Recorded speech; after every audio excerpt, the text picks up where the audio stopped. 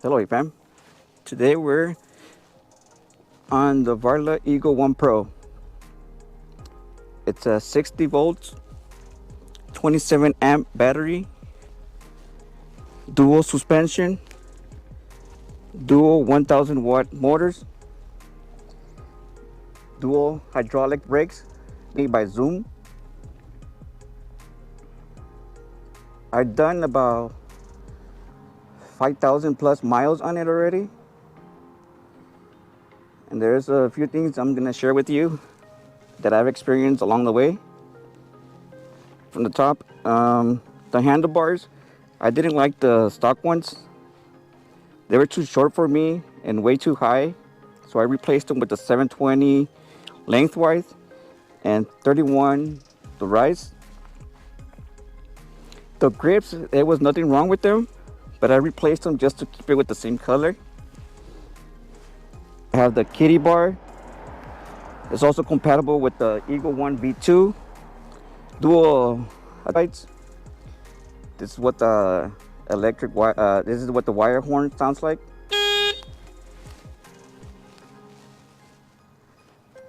Many riders have used this bike light. It's pretty bright. The stock light, it was fine, but it was more like a spotlight. And since it was too low,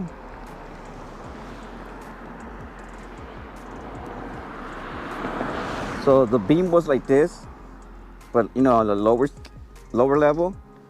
So I didn't want that no more. So I replaced it and removed the position. I added like a Sauron. This is no more like a Sauron light. So I removed the bottom one. I eliminated the bottom one, and I added this light on top. And this is how it looks off without lights. This is how it looks when you have the Sauron light on.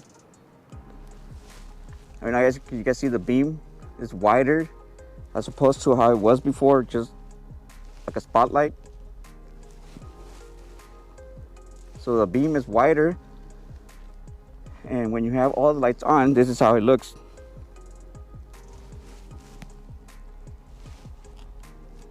This is a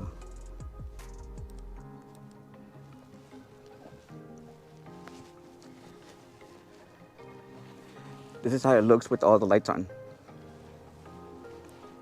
So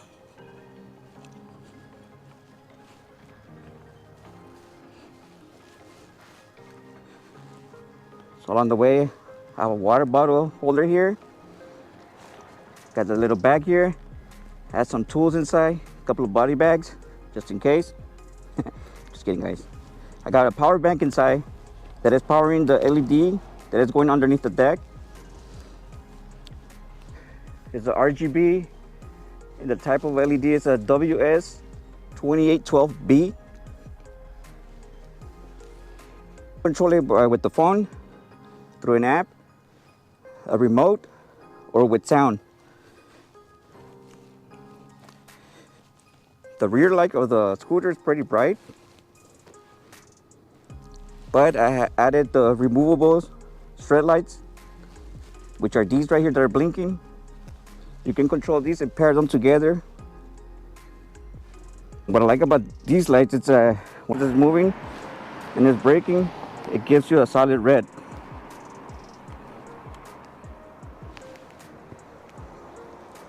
Now there's a couple of issues I've had with the display.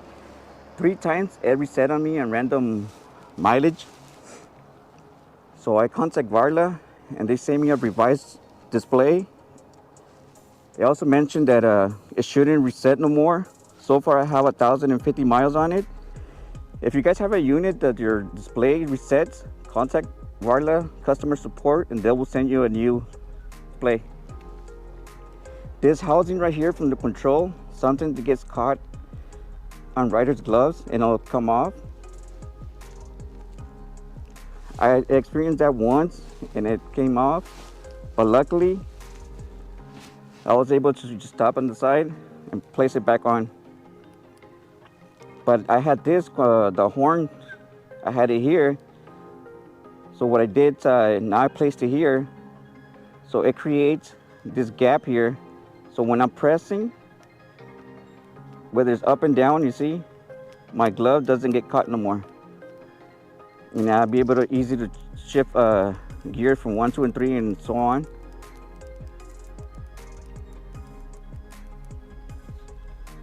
So maybe if you set your remote a little bit to the side, for those who have experienced this. Another issue that riders have experienced, but I haven't, is their brakes. That after riding, if they let it sit for if they fold it and let it sit for a couple of days without riding it, and when they want to use it, as soon as it press the lever, it goes all the way down, and there's no way to. It's like if it has an air leakage or something. If it has an air leakage or something, but I haven't experienced that. What they did to fix that issue was they just bent their brakes, and that was fixed. These are 11-inch tubeless tires, puncture resistance. They're street tires. You could do off-roading, but just be careful, because since they're street tires, it doesn't get enough grip like it's supposed to. But you be careful, like I said, Now, if you change them to hybrid or off-road tires, then you should have no issues. It is heavy. It's like about 90 pounds. To fold it, here's the pin, the safety pin lock, and you just twist the knob to the left, and you're able to fold it. It's very easy, not complicated. A lot of riders also have mentioned about the throttle, that it doesn't have a dead zone. But what I've done is I don't place my thumb here. See?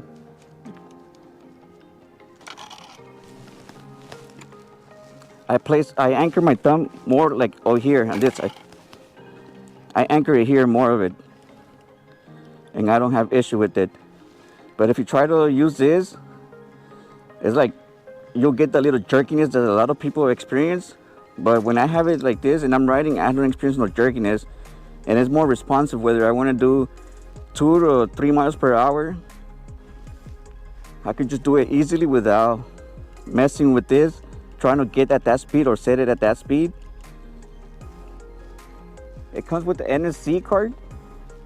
I have mine disabled, but I just carry it here with me just in case. You never know. The kickstand, it's okay, it does its job, but I wish it was like the one from the Eagle One V2.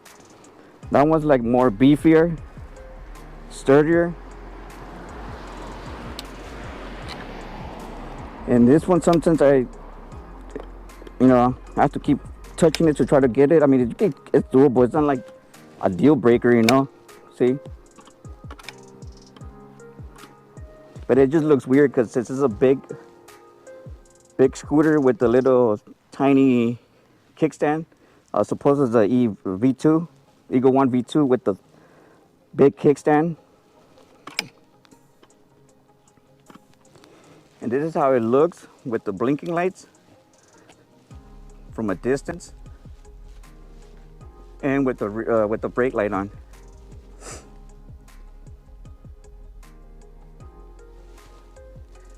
Right now they look like it's mismatched, but as you start riding, the blink lights, they both they'll go to they'll be blinking together at like simultaneously.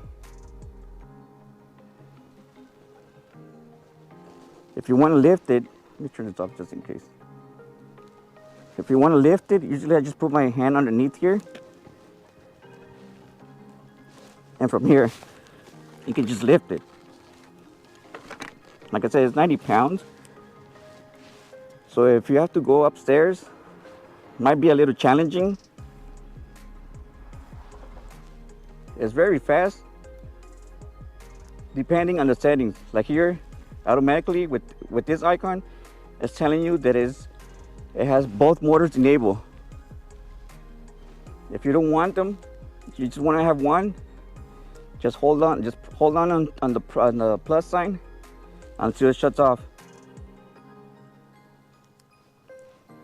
Because since I always ride with two, I'll just leave it as it is. And when you press on the brakes, that comes out, letting you know that your brakes aren't being applied.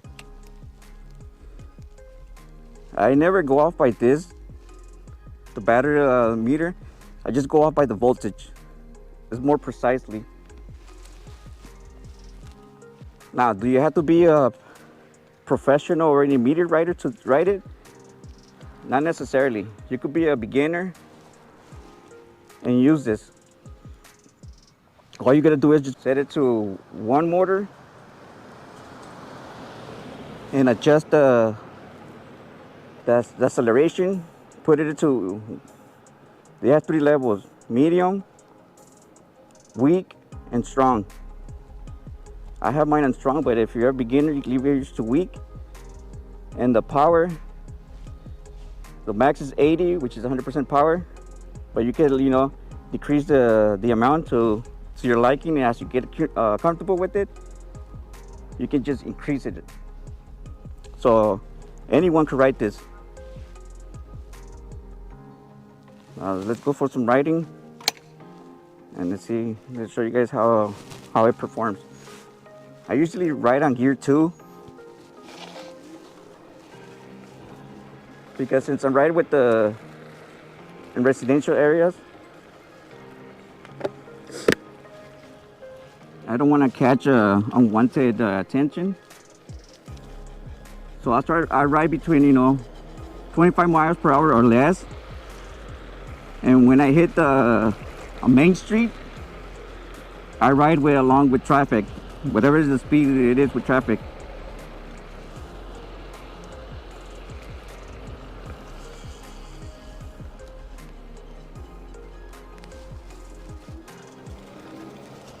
See, at gear 2, I start with gear 2, and as soon as I hit 20 miles per hour, I change it quickly to gear 3. And this thing flies. And as I come into a stop, I don't press my brakes. I just release the throttle and let the region try to do as much as the stopping as it can. So, and then I'll start pressing on the brakes. You know, to help you save brake pads. So like I said, I have over 5,000 miles on it already, and I'm still using the stock brake pads. That has not changed. The suspension is not like the Eagle One or the Eagle One V2. Those two are smooth as you're jumping around. But the one on the Pro, it's not so smooth as it's still good, you know, if you're doing off-roading or as you go to bumps. It takes most of the hit and you don't feel it that bad, you know, as opposed like those Costco scooters that they have no suspension at all. Like any little crack, it hurts.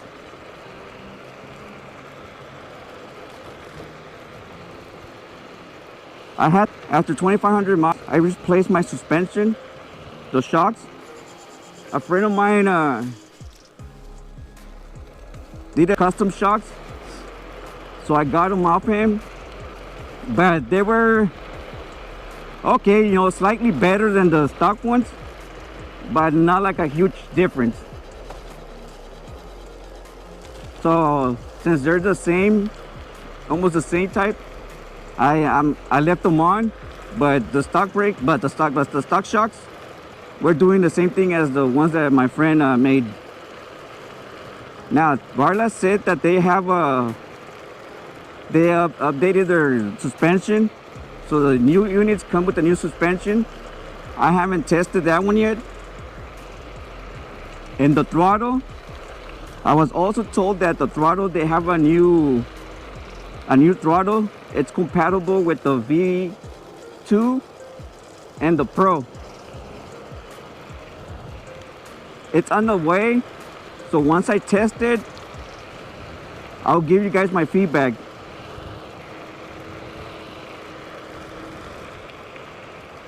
You know, in the beginning, I had to get used to the thumb throttle because I was using all this time the Eagle One, and the Eagle One comes with the finger throttle. So, you know, after over 10,000 miles of riding the Eagle One, and then coming to riding the Eagle One Pro, at first it was just a little bit of weird trying to get used to it. And you know, I kept having a little issue that people were saying that, you know, if you hold it here at the tab lever, and I kept feeling the little jerkiness, and eventually I figured out. I forgot, I saw a video, but to be honest, not that I figured out because I saw a video.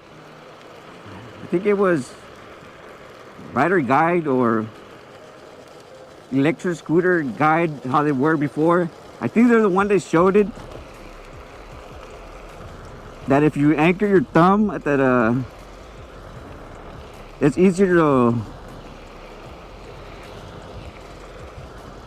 to get rid of, you don't get rid of it, but it's easier to avoid the dead zone and just ride it smooth. And it's true, because you know, I done it myself. I've been running on the Pro and in the Eagle One V2 with the thumb throttle, and they both have the dead zone, but doing it this way, I don't have no issues with it. Like I said before, I could adjust the speed, and I could maintain that speed at between 2 to 5 miles per hour without pushing it, you know, over and over in the tab to try to figure it out, or try to adjust, or try to get the speed. You know, just have it here at the side angle, and you have no problem. So hopefully somebody tries this as well, and you guys let me know if it helped you guys or not. Now this setup, I like it, the button display, because it's more open, it's like a little more spacious. The V2, the control housing is like a big eye, so it's more cleaner, it has a nice look to it. But me personally, I didn't like it because all of them are too close, and I'll be pressing on the wrong one. But others, they like it, you know, so it's not for everybody, what I'm trying to say. But you know, if you don't like this and you want to change it to the one from the V2, you could, because they're both compatible. I just heard like a little noise on the other day. I dropped the scooter accidentally, and I noticed that when I'm riding, my rotor scraping, and I keep saying I'm gonna fix it, but I always get distracted during the day by doing something, and by the time I want to ride, I don't feel like it's an easy fix, but I just want to ride, you know. As soon as I say I'm gonna go ride, I want to ride. I don't want to like fix issues, which I should be doing, fixing it. One thing I will tell you guys, always inspect your ride before riding. Do a half-ass job either, you know, but don't inspection. Make sure your tire is fully inflated, especially now in the cold. I have it set at 52 psi, and that's because it's the cold weather, you know. It's gonna drop eventually to 50, because I always try to keep them at 50 psi. So during winter, I have them at 52, and during summer, I have the air at 48 psi, because you know, because of the pressure it'll create, you know, it'll go up. You know, so always try to keep it at 50. It's very important to keep your tires properly inflated. Also inspect your ride, whether it's a scooter or e-bike. Always inspect it. Make sure everything, all the bolts are tight. Might be a little pain in the ass in the beginning, but hey, it's better taking this little 5 to 10 minutes delay than being 5 to 10 weeks in the hospital because, you know, you had an accident because something on your ride got loose or something, you know. Another thing I like about the Pro is that even when you're on your last leg, so to speak, you know, when your ride is about to die because you're draining the battery, it still gives you performance. You're still able to ride like up to 40 miles per hour.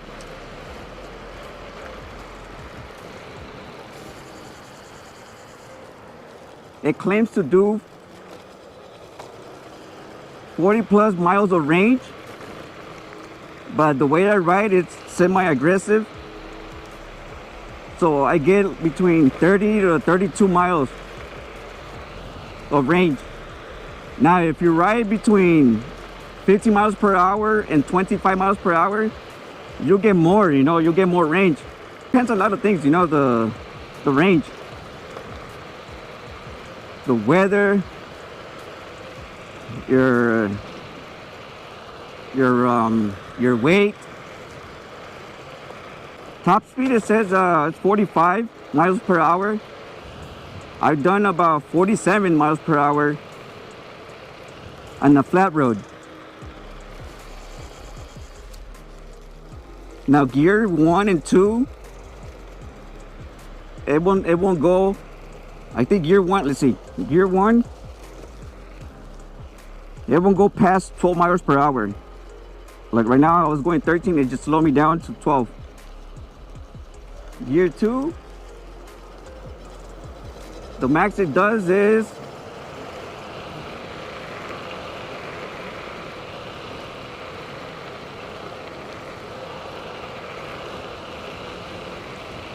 27, 28. It read 29 once, but no, it keeps jumping between 27 and 28. And gear 3, it goes all the way up to 45, you know, depending on the condition and how much battery you have left. I'm always on gear 2 when I'm riding, and that's because the acceleration on gear 2 is pretty, I like it, you know, I like it more than the acceleration on gear 3. Especially when I'm at a stop. If I have it on gear 3, it takes off fast, but it's not as fast as it does on gear 2. So for that reason, I always have it on gear 2. And like I said before, you know, once I reach 20 miles per hour, I'll change it back to gear 3 to keep it going. But that's my riding preference, you know. You guys, if you don't like it, you can always have it on gear 3 or gear 2. However you feel comfortable, you know. Now, can this be a commuter? Yes and no. Yes, because, you know, if you want the speed and the range, you have it. You just gotta keep in mind about its weight.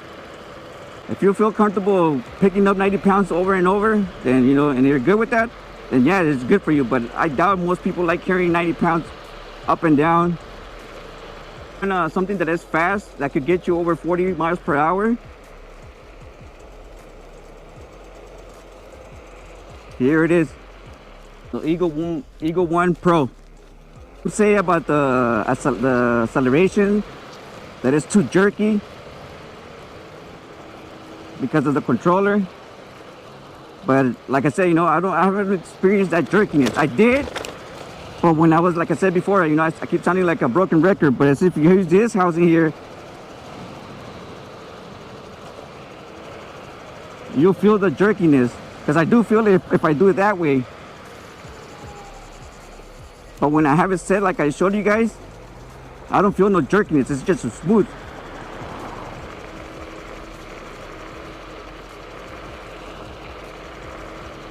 And notice how bright it looks the way I have my setup of lights. Especially the way I have the surround light on top. It covers both sides of the road. This surround light, it helps a lot, especially in the areas where it used to be dark underneath cars. Now I'm able to see in advance if there's a cat hiding underneath there, because most of the time, you know, when a cat look at the light, he turns to tend where it's coming from, and you'll be able to see their shiny eyes. And I hope it's a cow and not a chupacabra.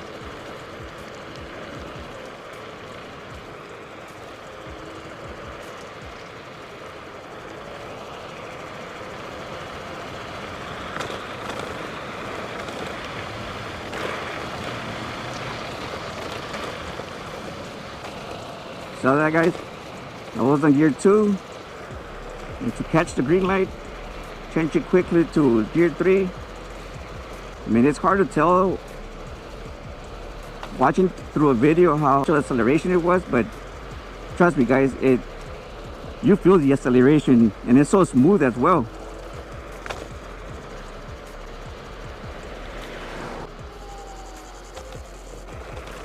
Hope this review helped you guys to give you an idea of how the Pro will be after 5,000 miles. Well, guys, if you like the content, hope you already subscribed. If you're not, please subscribe. It doesn't cost you anything, I promise, and you will help me a lot.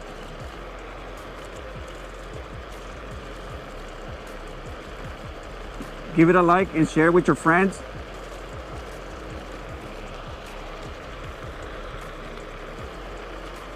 I'll leave you guys with a little bit back home, so I'll give you guys a little clips of my riding. God bless everyone, and as I always say, please wear a helmet, stay and ride safe.